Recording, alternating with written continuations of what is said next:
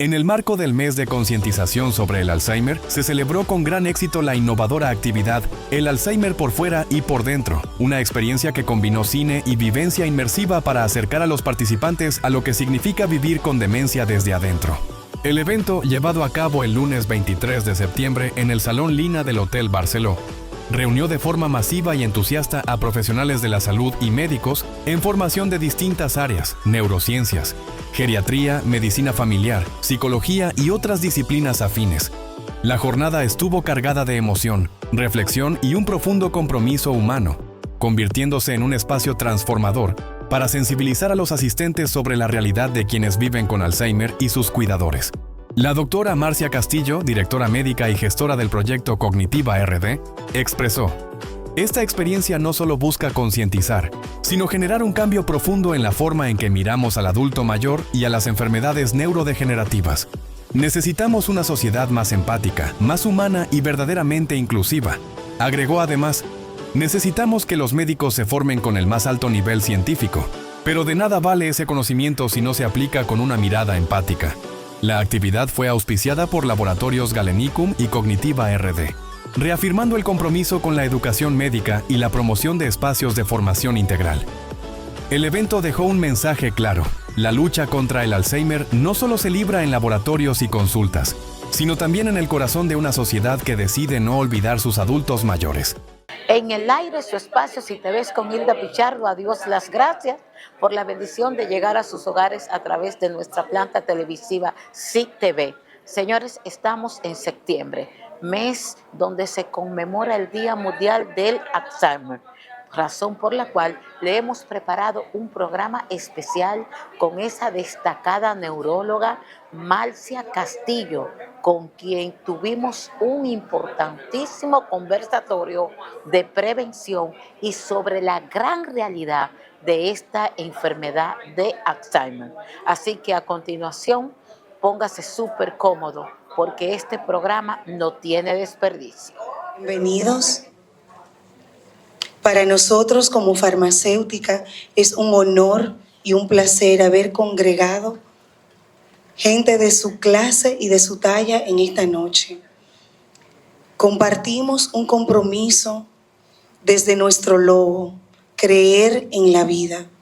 Y creer en la vida es justamente poder ser parte de actividades de este tipo que nos suman de una manera trial, porque nos suman en lo profesional, en lo personal y también en el alimento que necesitamos para el alma. Cuando Marcia se acerca a nosotros con esta misiva de hacer este tipo de actividades y de congregar personal de la salud comprometida, fue un sí inmediato. ¿Qué puedo decirles de Marcia? Una mujer todoterreno, neuróloga, escritora, querida por sus pacientes, querida por ustedes que están aquí. Una persona con un compromiso muy elevado en lo que es la educación continua, lo que son las demencias y otras patologías. No podíamos decir que no, porque dejar una huella positiva en un mundo donde 55 millones de personas están viviendo con demencias y 55 millones de familiares están también afrontando esta realidad en el día a día, no podemos estar de espalda a esta realidad. Esperamos que esta actividad deje en cada uno de ustedes la semilla de seguir haciendo este camino, de que cada piedra de este camino sea una piedra robusta para que siga creciendo. Creo que no hay más palabras que deba decirles.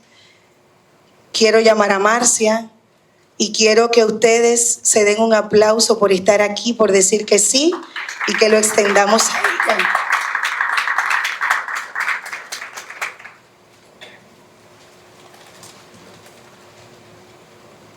Bueno, gracias a todos, un abogado como el doctor Cillier, quien fue un caballero de la palabra, lingüista y una persona encomiable. y todos nuestros maestros, a quienes respetamos y honramos. Honramos también a los cuidadores, que son los pacientes ocultos y que acuden a la consulta con sus familiares y que a veces nosotros tenemos algunas palabras que son un poco lapidarias para ellos. Entonces, este trabajo también es para los cuidadores. ¿Por qué hicimos esta actividad? ¿Por qué estamos hoy aquí? Realmente es porque el mes del Alzheimer, pero no precisamente porque sea únicamente el mes del Alzheimer. Porque si uno lo piensa, cualquier día se puede hacer concientización y sensibilización sobre cualquier patología crónica neurodegenerativa. En ese sentido, si somos humanos, nada humano no puede ser ajeno. Cuando un ser humano sufre, toda la humanidad debe sufrir con él. Y cuando hablamos de sufrir, no se trata de llorar, como decía el poeta, cuando haya que reír, yo reiré, cuando haya que llorar, yo lloraré, cuando haya que gritar, yo gritaré, lo que yo nunca seré será ser de piedra. Entonces, estamos aquí porque queremos hacer algo que en ustedes y en mí también cale de una manera honda y profunda. Nosotros creemos en educación, creemos que educación es salud. La educación es la piedra que va a transformar al mundo. No va a cambiar a las personas que van a cambiar, no va a cambiar a las futuras generaciones, pero va a crear a las generaciones que luego la van a cambiar.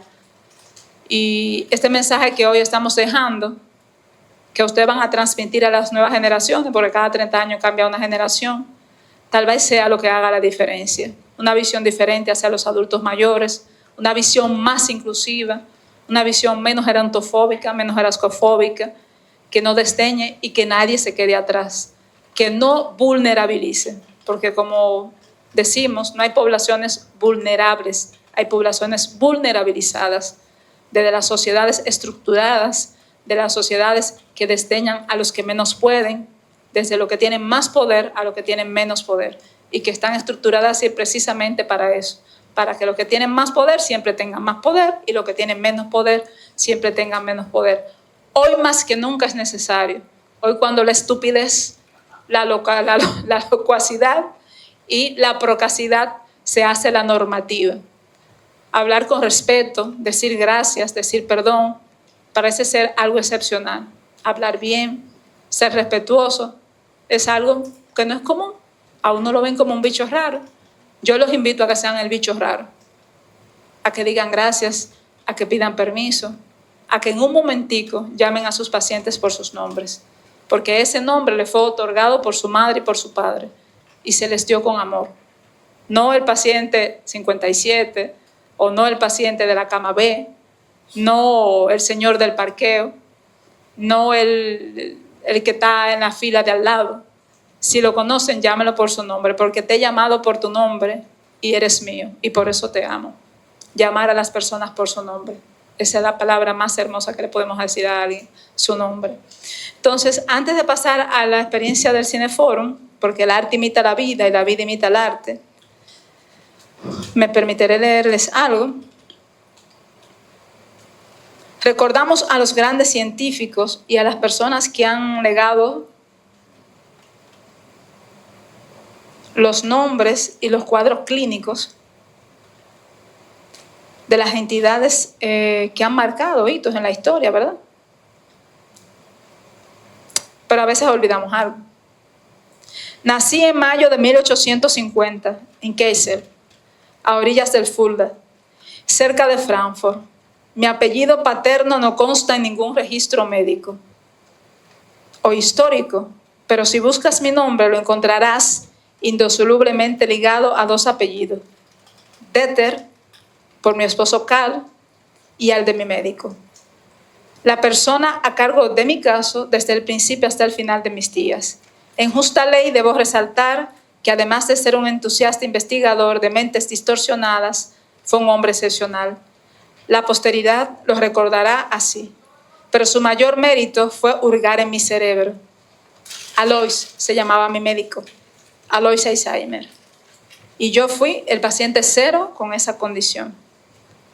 ¿Cómo imaginar la cantidad de casos futuros y las profundas dimensiones humanas que alcanzaría en todo el mundo? Debo decir que Karl era un hombre trabajador, un hombre bueno. Pero como toda gente de pueblo, no estábamos bien instruidos. Yo tenía 52 años y ya comenzaba a extraviarme en los laberintos y las habitaciones oscuras de mi pensamiento. No puedo dormir, no puedo dormir. Hay alguien en esta habitación. Esa voz que me sigue donde voy. Está dentro de mí, pero también está fuera de mi cabeza. Que se callen, que alguien las calle, Carl. Cállalas, por favor. A veces me paralizo. Cuando anochece es peor. También anochecen mis sentidos. Tengo miedo. Esta casa no es mi casa, me voy. Aunque ellos digan que sí, yo tengo que volver a casa con mi madre y ver el río. Recojo mis cosas rápido porque Carl no me deja salir, me tiene arrinconada. Ese hombre haciéndose pasar por él, tiene su rostro, pero no es él. Me sujeta para que no salga. Se parece a Carl, usa su ropa, pero no es Carl. Me quieren matar, ayúdenme. Amanece, aclárese en mi cabeza. Hola, hija, la beso mucho, llora amargamente. ¿Olvidaré su cara algún día? ¿O su nombre? Le he dicho que tengo una hija. Veo nítidamente a mi esposo, mi sala, mis manteles, mi foto de boda, pero solamente a veces. Una vida juntos, y él, que era pobre y no tenía nada, no pudo más. Me dejó aquí, sola, presa. Me estoy perdiendo. 25 de noviembre de 1901, en el consultorio de Alois Alzheimer. ¿Cuál es tu nombre? Augusto. Nombre familiar, Augusto. ¿Es el nombre de tu marido? Duda, finalmente responde. Creo, Augusto. Tu marido. Oh, no. ¿Cuál es tu edad? 51. ¿Dónde vives? Oh, está acá. ¿Estás casada? No, estoy confundida. ¿Dónde estás ahora mismo? Aquí y en todas partes y ahora. No tienes que pensar mal de mí. ¿Dónde estás en este momento? Viviremos allí. ¿Dónde está tu cama? ¿Dónde debería estar? Segunda entrevista, el mismo día, durante el almuerzo. Respuestas erróneas e inconexas a las preguntas formuladas. Momentáneamente parece tener conciencia de sus errores. Termina la entrevista. Escriba. Augusto, le dice el doctor. Mientras está escribiendo, repetidamente dice, me he perdido, por así decirlo. Gracias al doctor Konrad Maurer y sus colegas Born y Gerardo, en sus publicaciones en The Lancet, en 1996, conocimos la entrevista original de Alzheimer y Augusto. La narrativa inicial pudo ser, o tal vez fue, eso nunca lo sabremos. Conocemos los nombres de Alois Alzheimer, de James Parkinson, de Huntington, de Osler, pero ¿conocemos los nombres de los pacientes? No, ¿verdad? Algunos. HM, ¿cómo se llama? Phineas Gage, algunos pacientes famosos. Pero siempre conocemos los nombres de los médicos. Olvidamos los nombres de los pacientes. Y es algo que no podemos olvidar. Es muy importante. Por eso estamos aquí, para ponernos en los zapatos de los pacientes. Esto de crearnos con una formación altamente científica, como hace la doctora Tania Vargas, que es médico docente, el doctor Soto, que es médico docente, el doctor Toussaint, la doctora Cuello. ¿Tú eres docente también? Todo lo que ejercen la docente se preocupan porque sus estudiantes alcancen la mejor mentoría y están ahí con los estudiantes debajo del brazo para que se lean los últimos artículos, sigan a Skyline y no se salgan de ahí. Pero hay algo que tenemos que seguir enseñando de generación en generación, que este mundo tenemos que dejarlo mejor que como lo encontramos, porque este mundo es prestado. ¿Qué más le conmovieron y qué más le llamaron la atención? Buenas noches, mi nombre es Elba Cava, yo soy residente de cuarto año de la especialidad de psiquiatría del Hospital Salvador Bienvenido Gautier. Esto es una alarma. De todos los cortos que vimos, a mí el que me llamó más la atención es en el que está una hija con su madre y personifican a la madre como si fuera una niña. A mí particularmente no me agrada cuando queremos ver a los adultos mayores, aunque estén enfermos, como si fueran niños, porque entiendo que reducirlos a la imagen de un infante es algo que incluso sería irrespetuoso a su camino, al camino que han construido durante toda su vida. Yo considero como que verlos desde una perspectiva mucho más objetiva, desde la enfermedad que tienen y desde la persona que representan, es quizás, no sé, mejor en algún sentido. Eso fue lo que más me llamó la atención. Gracias. Se podría interpretar así como tú dices, que es que se está visualizando a la señora como una niña, pero también es la forma en cómo ella se ve a sí misma. O sea, no como la ve la hija necesariamente o como la ve la sociedad, sino como ella se está viendo, o sea, desde sus recuerdos, ¿no? Y una parte interesante que me gustan de los cortos en sentido general es algo que tú medio mencionabas al inicio. Cuando se hace el diagnóstico de Alzheimer, el paciente es quien lo padece, pero también lo sufre la familia. Es una situación difícil de sobrellevar y, como tú dijiste, detrás de cada paciente con Alzheimer hay un paciente oculto, porque todos... las personas que cuidan a pacientes con demencia se sobrecargan y muchos de ellos, una gran parte de ellos, llega a sufrir del síndrome del cuidador quemado. Entonces, son otros pacientes que hay que tomar en cuenta. De los cortes es que para mí siguen cierta secuencia. El primero viene siendo como se...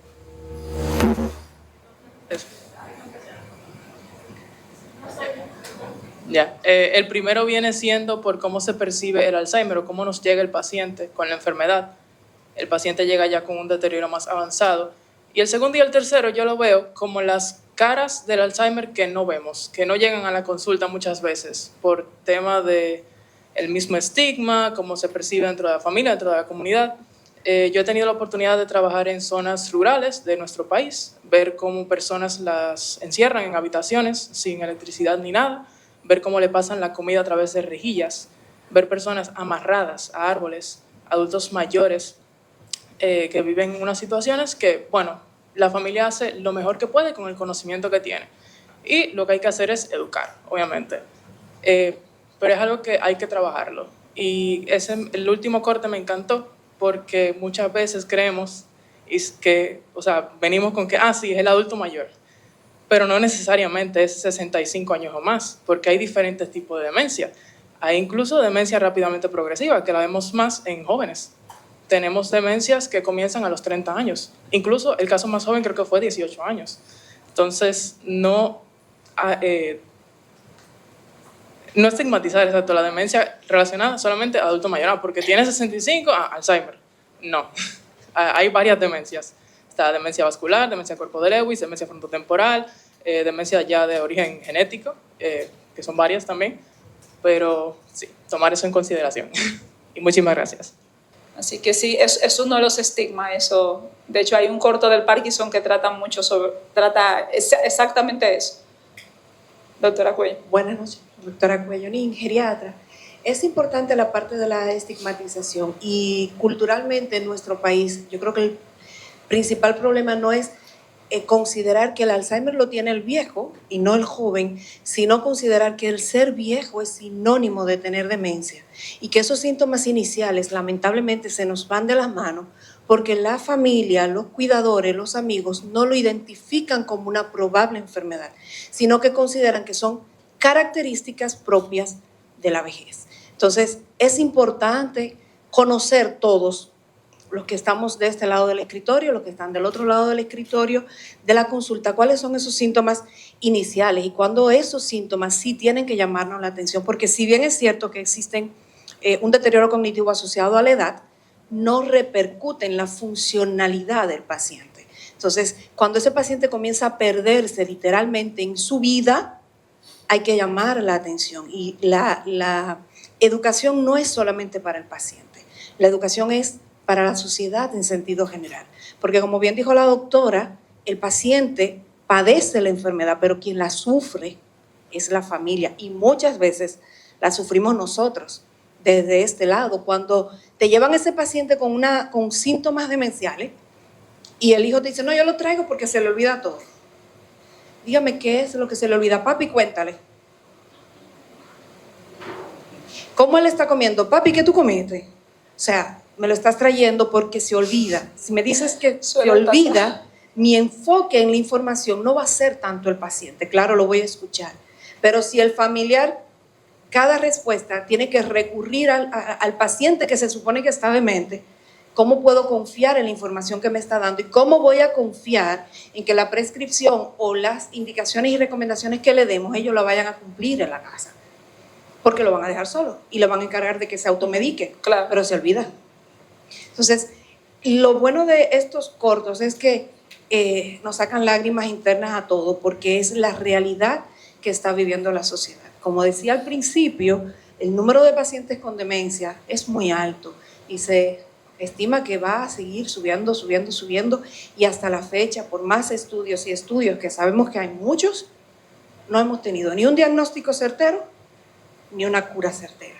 Entonces, lo que nos toca es trabajar la parte emocional, la parte psicológica, la parte conductual y la parte social.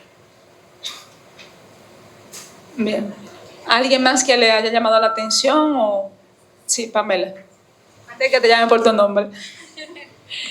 Hola, hola, un placer. La doctora Guzmán del Vinicio Calvente, residente de 4º año de geriatría.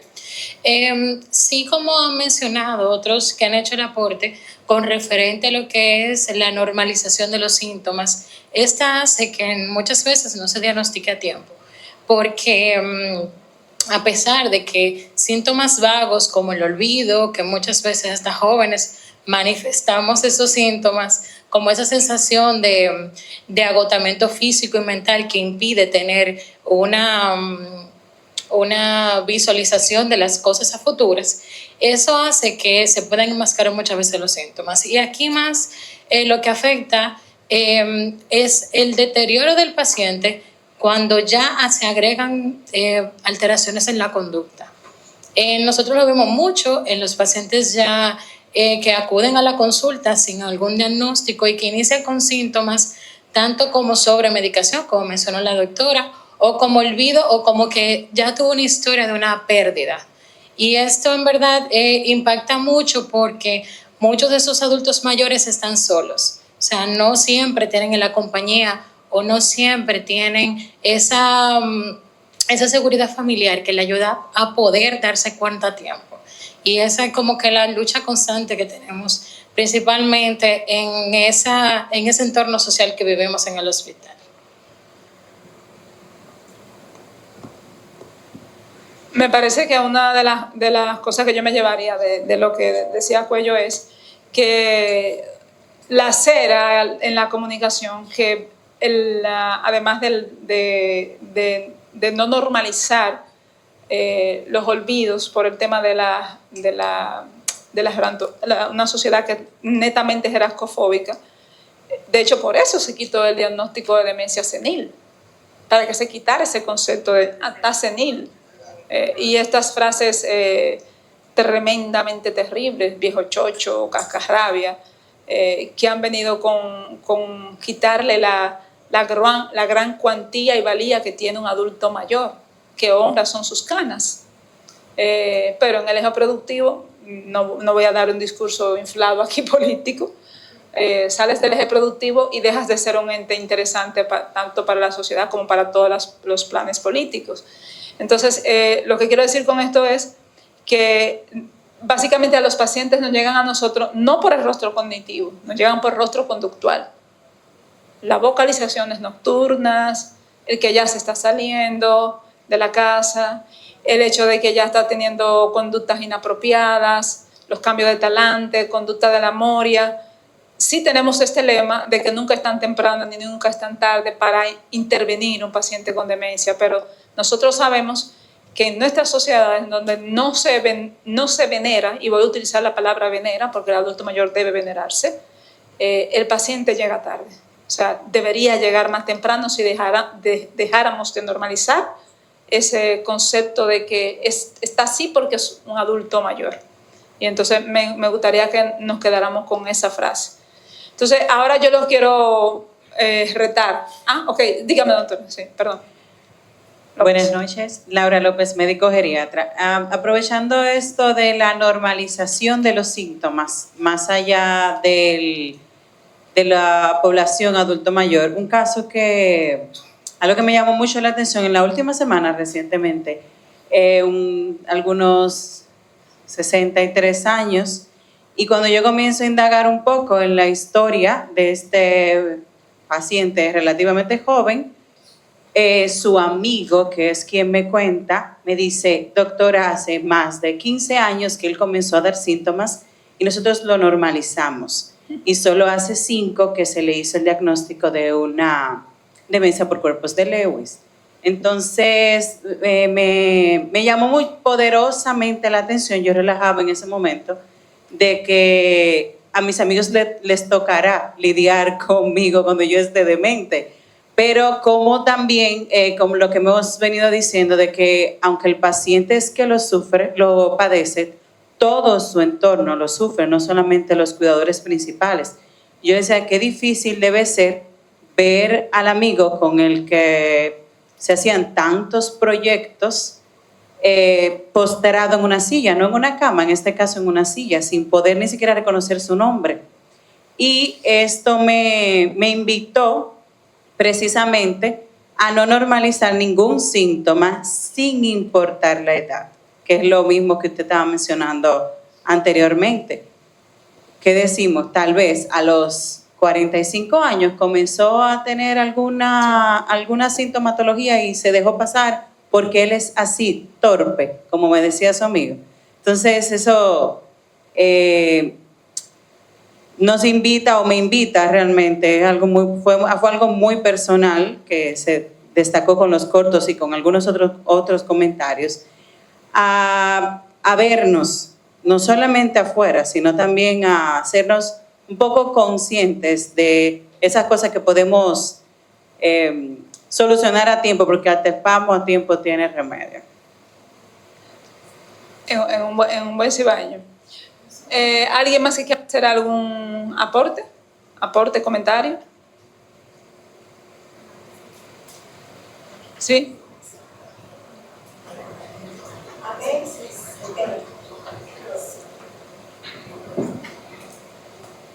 no es fácil.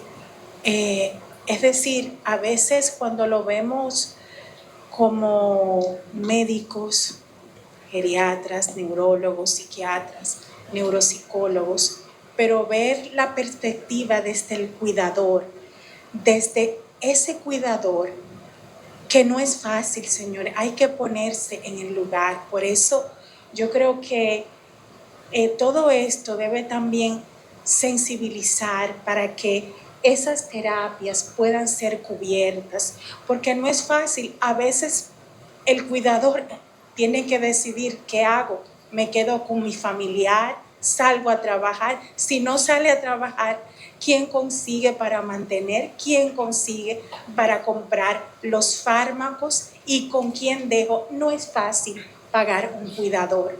Entonces hay escenarios y hay escenarios. Por eso es que siempre debemos de ponernos en el lugar de los demás y saber lo que puede sufrir un cuidador, que muchas veces se siente que no está haciendo lo suficiente porque se siente ausente, pero puede estar ausente porque tiene que producir para mantener todo este entorno, toda esta farmacoterapia, pagar el cuidador. Entonces hay que ponerse en todos los lugares. Creo que eso es algo muy importante.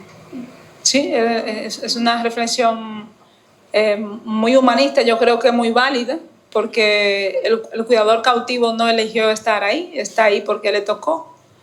Pero en la dinámica, como dice Dickinson, todas las familias tristes son iguales en su forma y todas las familias felices son iguales en su forma. Entonces hay familias disfuncionales, mente funcionales. Lo importante de yo creo que en el centro se ponga el paciente y que la vara con la que se mide el cuidado es la vara con la que nos van a medir a todos, con la vara del amor. Pero ante todo saber que el cuidador siempre debe estar cuidado, porque utilizamos esta frase de manera muy repetida, ¿quién cuida al cuidador?